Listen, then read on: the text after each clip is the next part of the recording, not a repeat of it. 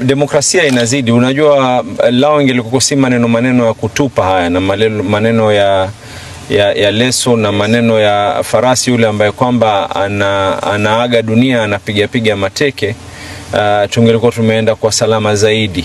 There is freedom of movement. Watu wanaweza kutembea, waweze kutembea vile taka kuweza kutembea bila tashwishi yote. You can't tell someone who is a leader katika eneo hili ya kwa sababu kuna by election usiweze kutembea. Surely. And please be there at the station when you're covering the winnings of ODM. We are inviting you in advance.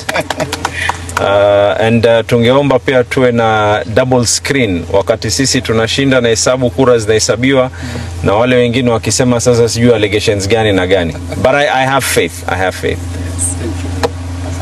Asanteni sana. Asanteni sana. So viongozi tupendikalo. Asanteni.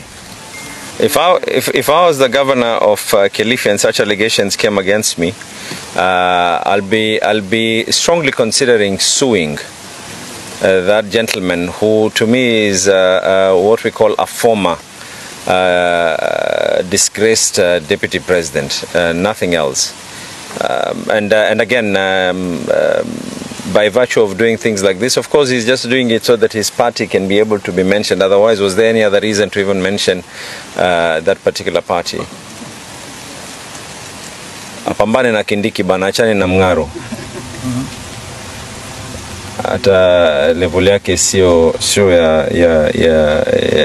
ya Ruto wala you know. Unajua angelikuwa kwa na ushahidi fulani angesema niko na ushahidi fulani.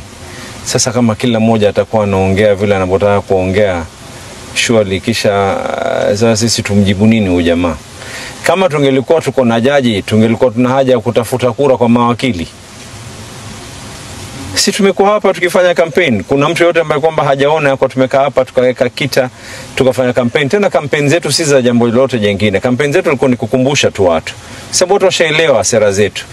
Swali ni wao sera zao ni zipi, za ukabila, sera za kugawanya watu. Sasa wanaona hakuna nyingine isipokuwa ni sera za uongo.